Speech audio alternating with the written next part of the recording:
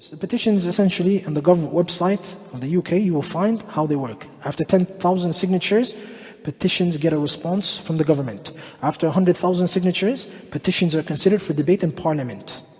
They're considered for debate in Parliament.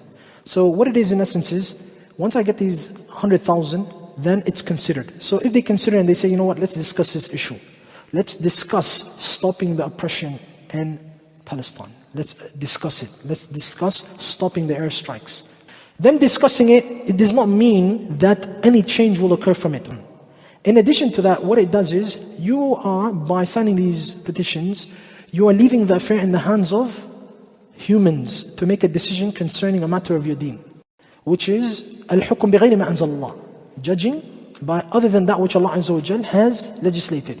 In Islam, we believe that absolute judgment is for Allah subhanahu wa ta'ala and His Messenger. No one else has a right to make something halal or haram.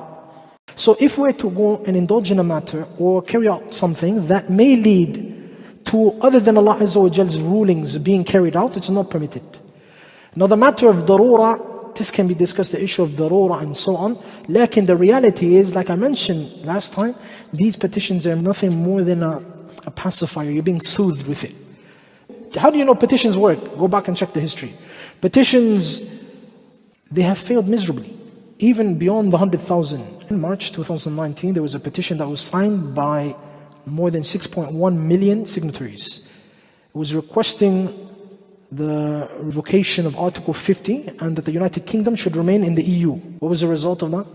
Brexit. They made their decision, they still left. 100,000 is being debated. 6.1 million, and you still decided to leave? This shows that have nothing to do with the affair. It's your decision in the end. So, if we're talking about a matter that, if you were to do it 100%, that there would occur a change, that's different.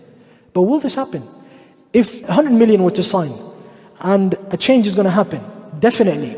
This can be looked at. If it's going to stop the death and the killing and the shelling of innocent, yes.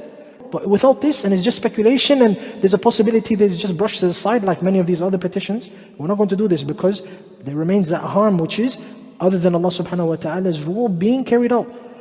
There was a petition to stop the teaching of LGBT in the schools, failed. There was a petition to stop Trump from entering the UK a couple of years back. 1 million plus signed it, nothing materialized from it. So again, this is another unlegislated, unlawful means.